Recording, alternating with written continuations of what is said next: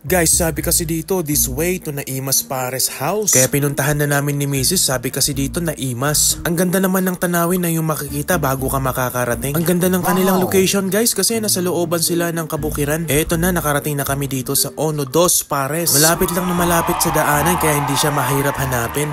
At eto na nga, may kasabayan pa kaming kumain. Kaya nang nakita nyo guys, napakaganda yung kanilang location. Ayan oh. Ayan, feel na feel mo talaga na nasa gitna ka ng bukid. Hindi lang pala Pares ang kanilang binebenta kundi sari-sari at iba't iba. Meron din silang dessert oh. But for this time, Pares na lang muna ang aming kakainin. Ito si Mrs. alam na talaga kung anong gagawin oh. Libre na rin pala yung tubig dyan saka yung juice nila. Tinikman ko nga yung kanilang juice, grabe, napakasarap. Ito pala yung order ng kasamahan namin kanina. Habang inaantay namin yung aming order, nilasahan ko muna yung kanilang juice, grabe, napakasarap naman talaga. Eto na finally, dumating na at naluto na yung aming Pares. Bale, overload pala yung in-order namin ni Mrs. Nagkakahalaga lang yan guys ng 85 pesos. At yung kanilang mang inasal naman ay nagkakahalaga ng 150. Only rice na yan guys. Bilang isang gentleman, ayan, ako na rin yung nag-serve. Kasi nabasa ko self-service eh.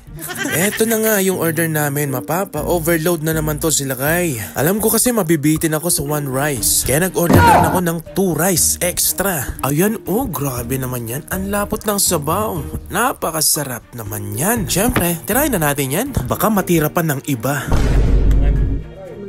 Tayo. Raman tayo.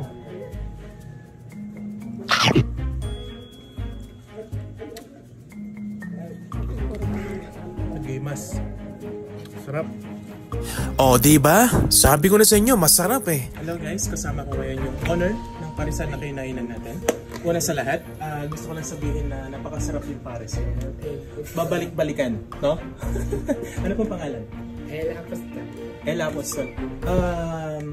Anong oras pala nagbubukas tong inyong mga parisan? 9 AM po ng umaga hanggang 10 PM po ng gabi. Ayun. So, 9 AM, no? To 10 PM. So, ayan. Pagkutom pa kayo ng alas 9, pwede pa kayong humabol ng 10 PM. So, ayan. Pwede po bang pakisabi nyo na rin yung location nitong inyong parisan? Baka sakali mapanood ng ating viewers na nandito lang sa San Agustin o Caranglan. Located po siya sa may Caranglan, Barangay San Agustin po, Zone 1, dito po sa Mindanao.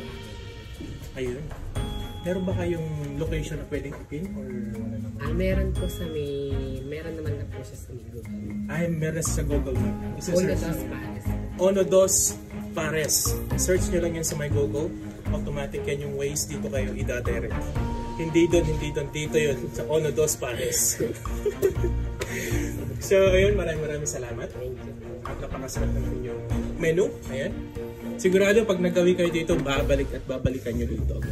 So, maraming salamat. Ha? Thank you. Guys, that's all for today. It's me again, Lakay Alfie. Take care always. I love you. Bye-bye.